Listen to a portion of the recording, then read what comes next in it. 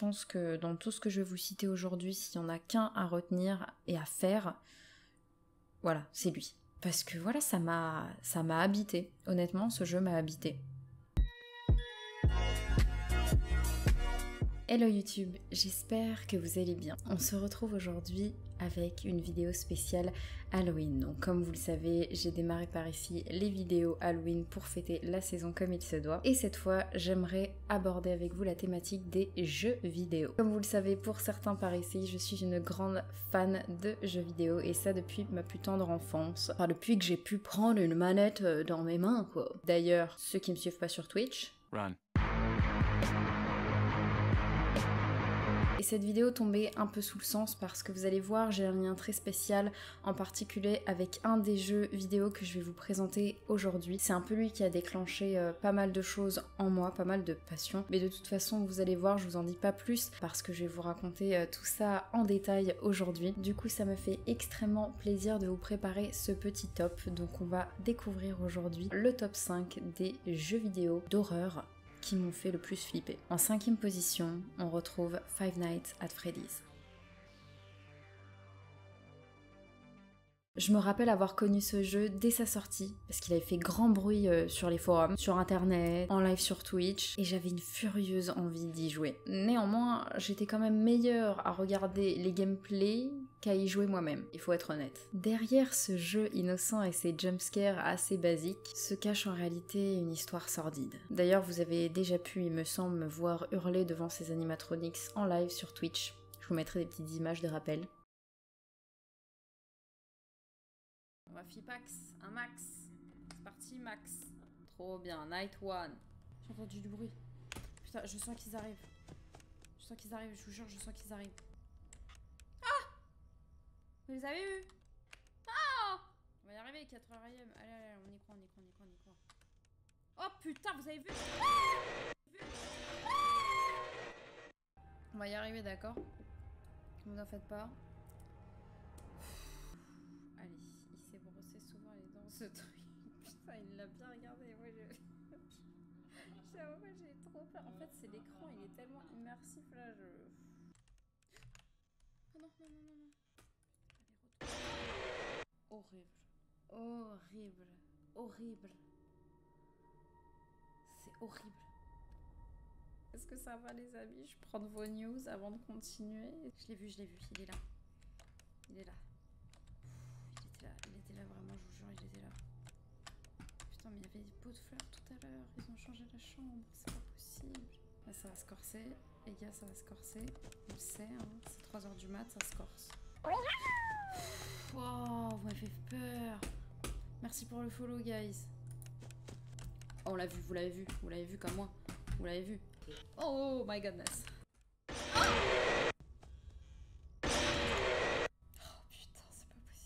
Je suis dans la merde. Mais que se cache-t-il réellement derrière Freddy Fazbear, Bonnie le lapin et Foxy le pirate? L'histoire de ce survival horror point and click développé par Scott Cawthon voit le jour en 2014 et compte désormais 6 épisodes principaux. Le but du jeu, survivre 5 nuits chez Freddy. Tout simplement. Oui, ça a l'air basique dit comme ça, mais c'est pas si évident. Depuis sa salle de contrôle, le joueur doit surveiller au moyen de caméras des animatronics, autrement dit des robots à l'effigie d'animaux, qui cherchent à rentrer dans la pièce où se situe le joueur. Bien qu'on ait accès aux moniteurs des caméras, aux portes et aux lumières des bâtiments, on ne peut les activer simultanément. On doit le faire de façon alternée. Il s'agit donc d'un jeu de gestion extrêmement stressant, amplifié par une ambiance horrifique. De premier abord, dit comme ça n'a pas l'air plus effrayant qu'un autre jeu. Mais ne vous en faites pas, je vous expliquerai bientôt pourquoi ce jeu me touche particulièrement en vous racontant son histoire. D'ailleurs, je pense que la prochaine étape, ça va être de le tenter en VR. Oui, elle est pas folle la guêpe, elle est pas folle. Donc dites-moi en commentaire si vous êtes partant. Je pense qu'il y a moyen de moyenner. 4e position, SCP Containment Breach.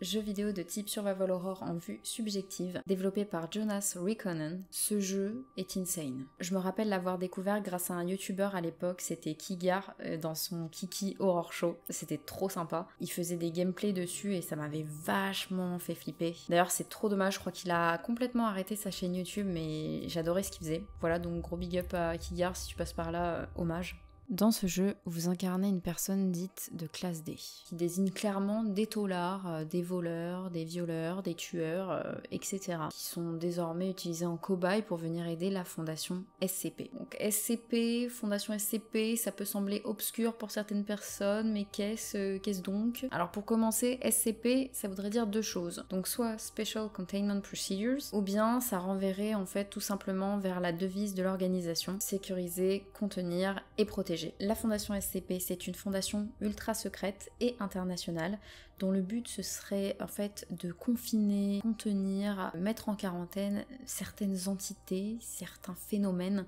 et objets qui se révéleraient contraires aux lois de la nature. Et ces objets et entités en question sont appelés également les SCP. Ces choses sont capturées et étudiées et sont ensuite classifiées selon leur dangerosité. Mais aujourd'hui, je vais pas vous en dire plus sur ce jeu incroyable parce que le sujet mérite clairement une vidéo dédiée. Donc ne vous en faites pas, je suis en pleine écriture et je vous prépare ça et j'espère que ça va vous plaire. Donc pour terminer sur ce jeu, il faut savoir qu'il est assez rapide, les parties sont assez courtes, à la star des FNAF qu'on a vu juste avant, donc Five Nights at Freddy's. Néanmoins, c'est toute l'histoire derrière, toute la trame éditoriale de ce jeu qui en fait un jeu exceptionnel. Tout ce stress qui en découle, tous ces mystères, voilà, ça m'a pas mal remué honnêtement quand j'ai découvert ce jeu. D'ailleurs pour ceux intéressés, en ce moment je joue au mode online, donc c'est le SCP Secret Laboratory, donc c'est énorme parce qu'on se tape fou rire sur fou rire, frayeur sur frayeur avec mes cousins et mon frère, et je pense qu'on vous fera des parties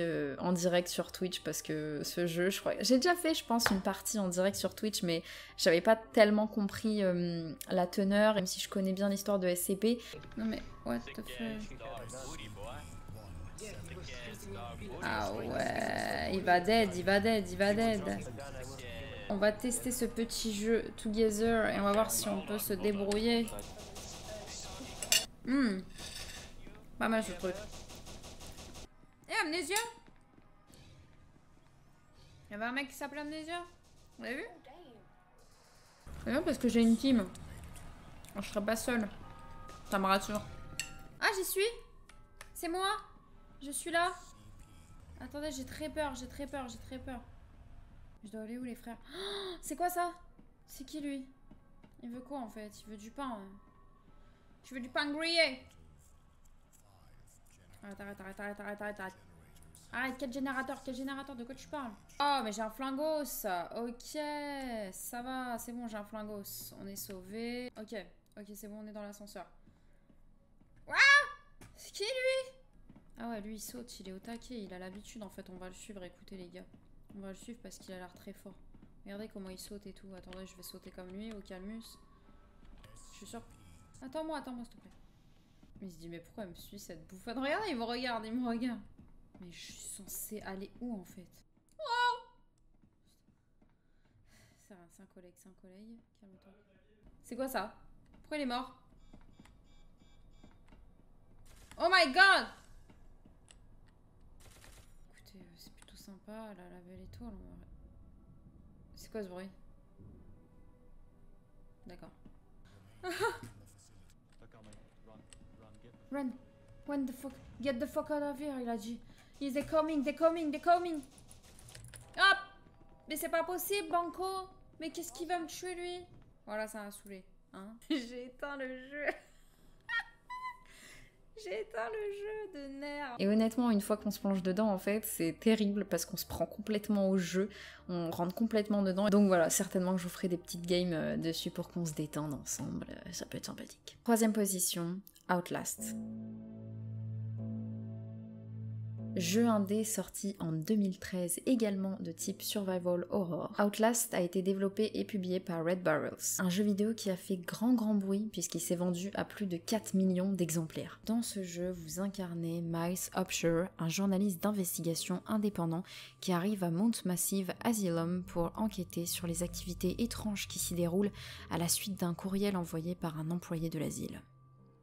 Il lui raconte des expériences inhumaines commises à l'asile situé dans les montagnes de Lake County, au Colorado, appartenant à la Murkoff Corporation, qui est d'ailleurs connue pour ses affaires de corruption. Entrant dans l'asile, Upshur est horrifié de découvrir des cadavres qui jonchent le sol, y compris un agent du SWAT, mourant, qui l'avertit de s'échapper pendant qu'il en est encore temps. Il faut savoir que ce jeu, c'est une petite révolution dans l'univers du survival horror, parce qu'à l'instar d'Amnesia, c'est un jeu vidéo où on ne peut pas se battre. Donc le seul moyen de s'échapper, c'est de courir, trouver des batteries pour sa caméra, et s'échapper. Bon, la fin du jeu, à titre personnel, ne m'a pas véritablement plu. Voilà, je respecte l'avis de tout le monde, j'imagine qu'en commentaire, certains ont dû apprécier cette fin, mais à mon sens, j'ai été un peu déçue, je vais pas vous mentir, même si j'ai passé de sacrés bons moments et de sacrés flips sur ce jeu vidéo. J'ai connu à l'époque le jeu via Steam avant que son succès n'explose complètement, et je regrette pas une seule seconde d'avoir tenté l'aventure. En fait, c'est clairement le genre de jeu que j'adorais faire le samedi après-midi avec mon petit frère.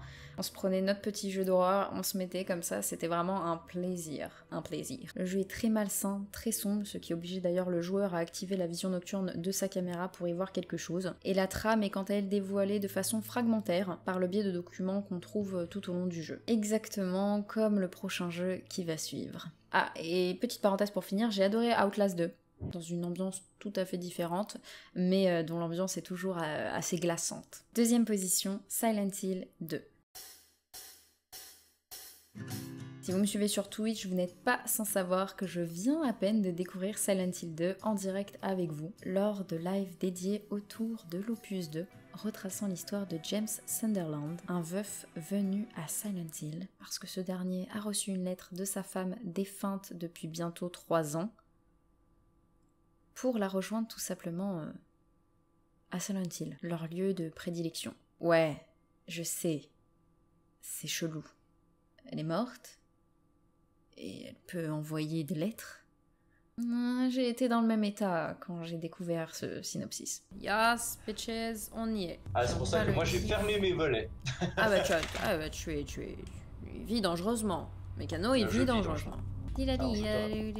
Quoi? Je crois qu'on est proche de l'enfer. Alors attention, tourne-toi. Benoît, tourne-toi, voilà. Cette référence. Mon Dieu. Ah bah oui, vous êtes pas prêts les gars, vous êtes pas prêts. Ah. I'll wait here. I hate bowling. Oh là là, quelle rabat-joise. Mais elle veut que je cours après la petite fille? Il est raide comme un piqué. Ah ouais, on dirait vraiment qu'il est païen le pauvre. She went through there. Through there? Oh gosh. Oh my gosh. On peut pas passer là. Is there any other way? Yeah. Des bouteilles d'alcool, je n'en ai pas besoin pour l'instant. Pour l'instant? Pour l'instant? Ça veut dire qu'il veut se bourrer la gueule après, tellement il sera mal en point? Alors, c'est pas que je ne boive pas, en fait, je bois pas mal. Oh, d'accord. Pour oublier ma douleur, ma solitude, mais l'alcool ne change rien. De toute façon, je n'en ai pas besoin pour l'instant. J'ai quelque chose à faire. Et c'est extrêmement angoissant. Donc là, il a dit le truc, donc je vais essayer de recliquer sur les canettes, dans les bouteilles. Des bouteilles d'alcool, il n'y a rien d'autre d'utile. Oh my god! C'est horrible! Sa tirade, il l'a fait qu'une seule fois. Waouh, mais c'est incroyable d'avoir programmé le jeu dans ce sens. C'est un vrai labyrinthe. Je vais retourner à la salle. Oh! Attendez, je retourne à la salle. Non, retourne-toi, Benoît. Voilà, merci. Alors, pourquoi j'ai l'impression d'avoir oublié quelque chose dans cet endroit? Ah bah oui, la petite. On cherchait la petite de base. Pourquoi c'est toujours sombre? C'est un jeu d'horreur, papy, c'est pour ça. C'est quelle ville? C'est Silent Hill, papy. En effet, ils ont abusé sur la machine à fumer. Ah, franchement, c'est trop, là. C'est même plus une boîte de night, c'est un déchet, le truc. Là, on en est là. Pousse-toi, Maria, pousse-toi. Quel déchet, celle-là?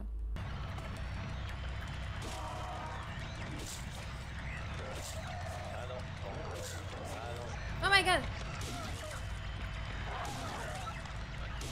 Moi je n'ai rien compris, t'inquiète papy. En fait l'histoire c'est cet homme qui veut retrouver sa femme. Sauf que sa femme, elle est à Silent Hill. Silent Hill, on se rend compte que c'est plein de monstres et de gens bizarres. Et j'ai l'impression que ce monsieur il est en train aussi de perdre la tête.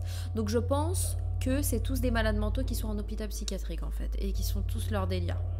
Mais je ne vous en dirai pas plus sur l'histoire aujourd'hui. Parce que de 1, je ne veux pas vous spoil. De 2, ce n'est pas le sujet. Et surtout, si vous ne l'avez pas fait, je vous conseille de le faire. C'est un chef-d'œuvre. C'est un réel chef-d'œuvre. Et honnêtement, je pense que c'est l'un des jeux qui m'a le plus touchée, qui m'a le plus interpellée. Donc voilà, je ne peux que vous conseiller de le faire, et je pense que dans tout ce que je vais vous citer aujourd'hui, s'il y en a qu'un à retenir et à faire, voilà, c'est lui. C'est un survival horror extrêmement bien ficelé, riche de détails qui font frissonner, avec en toile de fond des sujets qui m'ont beaucoup touchée, et qui j'en suis sûre vont vous toucher également, comme la maladie, le viol ou encore le harcèlement. Le jeu est d'une telle profondeur que j'ai mis plusieurs jours avant de pouvoir émerger complètement. Et sachez que je suis restée en suspense jusqu'à la découverte de la fin. Et là, je n'ai qu'une hâte, c'est découvrir les prochains opus. Donc apparemment, il n'y en a aucun qui est à la hauteur de Silent Hill 2 au niveau de l'intrigue, mais j'ai quand même envie de tout savoir en fait, et de comprendre et d'avoir tous les tenants et aboutissants par rapport aux JV qui ont été faits autour de Silent Hill. J'ai envie de revoir les films, oui, parce qu'il y a eu des films. Vraiment, j'ai envie de me plonger complètement dans l'univers parce que voilà, ça m'a habité. Honnêtement, ce jeu m'a habité. Si vous aussi vous souhaitez découvrir Silent Hill et ses merveilles, je viens de dire ces merveilles. La fille est complètement tarée. Je vous invite à venir me suivre sur Twitch, parce que tous les jeudis soirs, c'est le rendez-vous Silent Hill pour le moment, donc ce sera le rendez-vous Silent Hill jusqu'à qu'on ait terminé tous les jeux Silent Hill. On a fini Silent Hill 2 il y a quelques semaines, et maintenant on attaque le Silent Hill 1, donc j'ai commencé il y a déjà 2 semaines, non 1 semaine, et ce soir je fais le 2e épisode de Silent Hill 1, donc vraiment n'hésitez pas à venir nous rejoindre sur Twitch pour suivre avec nous cette folie, oui, mais je trouve pas d'autres mots pour décrire ce jeu incroyable.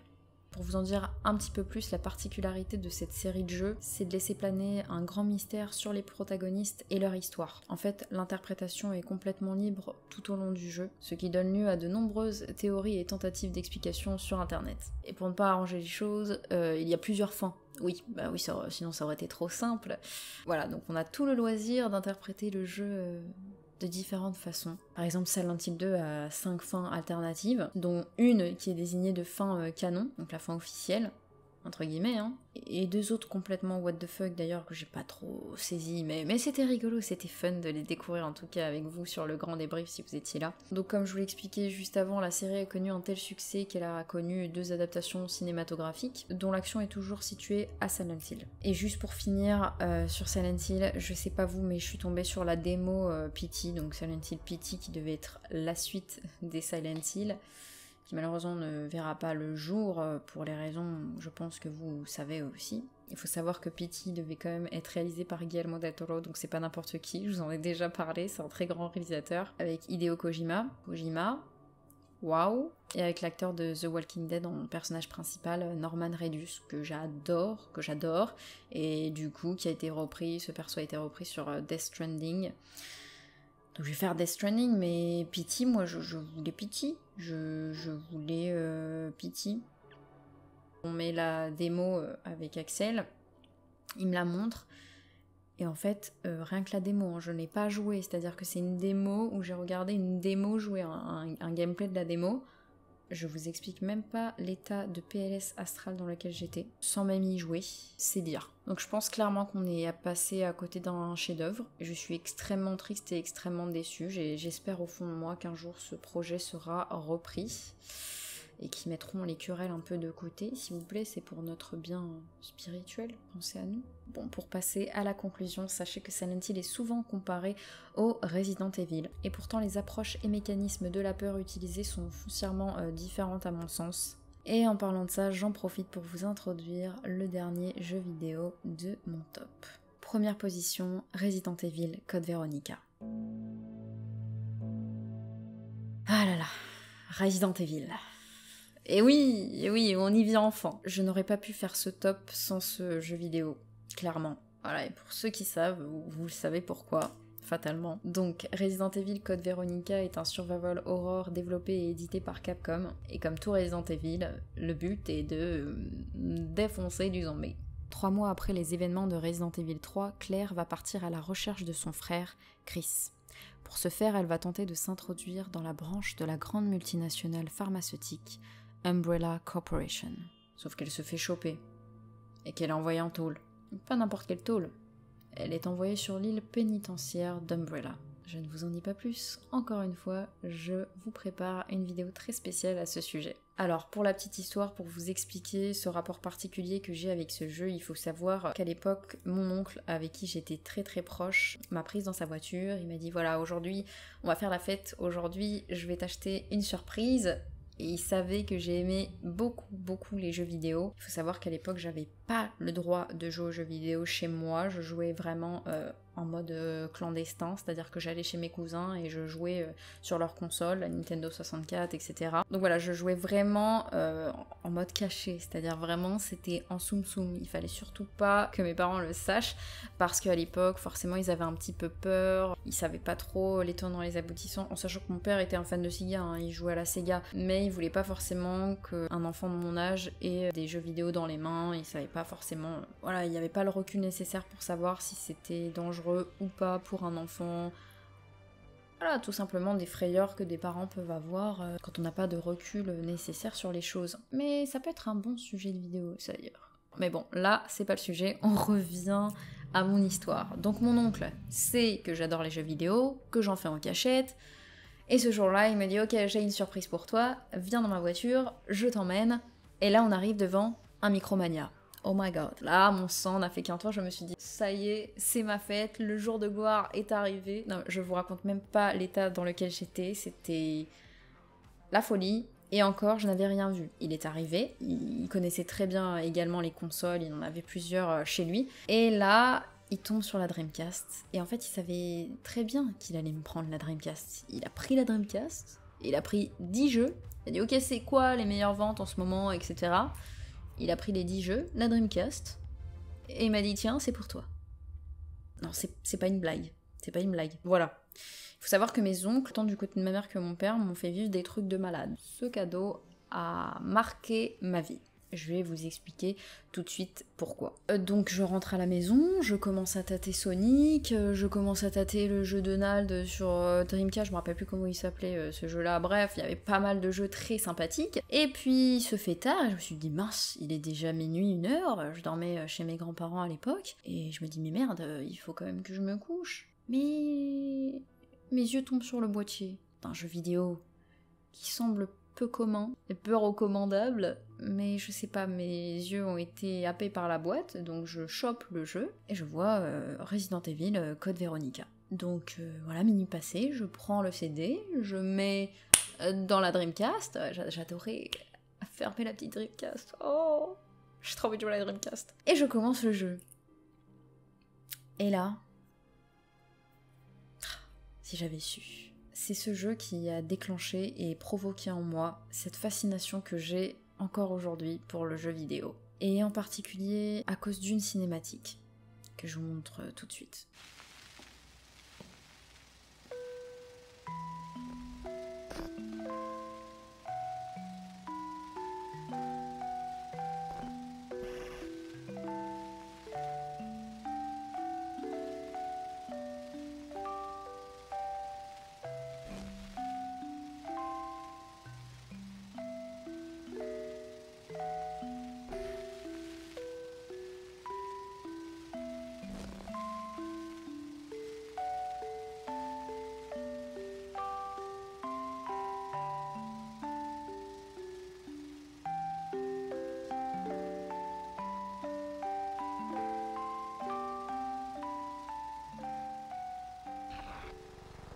Donc voilà, ce jeu m'a complètement retournée. Depuis, je suis une fan de la licence. Et je crois même que c'est également ce jeu qui a provoqué en moi ma passion pour les films d'horreur. Et notamment les films de zombies, les séries de zombies. Donc coucou, The Walking Dead, Je suis une légende, 28 jours plus tard, World War Z, et j'en oublie certainement et des tas. Et une anecdote également plutôt sympa sur ce jeu pour ceux qui l'ignoraient. Il brise le 4e mur, encore une fois. Encore un jeu qui tente de briser le 4e mur. Tout simplement parce qu'à la fin du jeu, on vous demande un code. C'est un code de sécurité pour une sorte d'autodestruction. Et en fait, le code est tout simplement inscrit sur la boîte. Voilà, donc je suis quand même allée chercher le jeu pour vous montrer. Le code est tout simplement sur la boîte. Veronica, obviously. Voilà. Et c'est quand même un truc de fou. Je vous jure, rien que l'avoir dans la main, là, ça me fait quelque chose. C'est ouf. Voilà. Bien que je ne retrouve pas l'esprit des premiers Resident Evil garé un peu au fil du temps dans les nouveaux Resident Evil, j'ai quand même commencé le Resident Evil 7, oui, qui est juste ultra angoissant. En VR, je vous en parle même pas, je pense que je décède sur place. Donc je l'avais commencé avec vous sur Twitch, je me suis permise de faire une pause parce que je suis un peu bloquée à cause du stress, mais on va le reprendre. On va le reprendre parce que j'ai envie de le finir et puis surtout j'ai envie d'être apte à commencer avec vous le Resident Evil Village qui va sortir sur PS5. Ça me met quand même dans une joie immense. Enfin, moi j'adore de toute façon tout ce qui continue à faire vivre Resident Evil. Je dis oui, même si on est très éloigné des Resident Evil, les premiers Resident Evil quoi. That's life. C'est comme ça, moi je prends ce qu'on me donne malheureusement. Ça aurait été de la grosse merde, non mais... Ça, franchement, ils sont cool, hein, mais c'est juste que c'est plus le même esprit. Donc voilà, dites-moi en commentaire si vous avez envie de découvrir Resident Evil Village avec moi quand il sortira sur Twitch. Et c'est ainsi que s'achève ce top 5 de mes jeux vidéo d'horreur. Donc c'est quasiment que du horror survival qui m'ont fracassé, qui m'ont fait flipper, qui m'ont retourné, etc., etc. Merci d'avoir été avec nous, je vous retrouve très prochainement pour une nouvelle vidéo Halloween, parce qu'on est encore Halloween et qu'il y a plein d'autres petites surprises que je vous ai préparées par ici. N'hésitez pas à vous abonner, à activer la petite cloche pour ne rien louper de ce qui se passe par ici, à me mettre un petit pouce bleu, ça fait plaisir et c'est gratuit. Et en attendant, je vous fais des gros bisous, préparez-vous bien pour la fête des morts, et puis à très vite par ici. Bisous!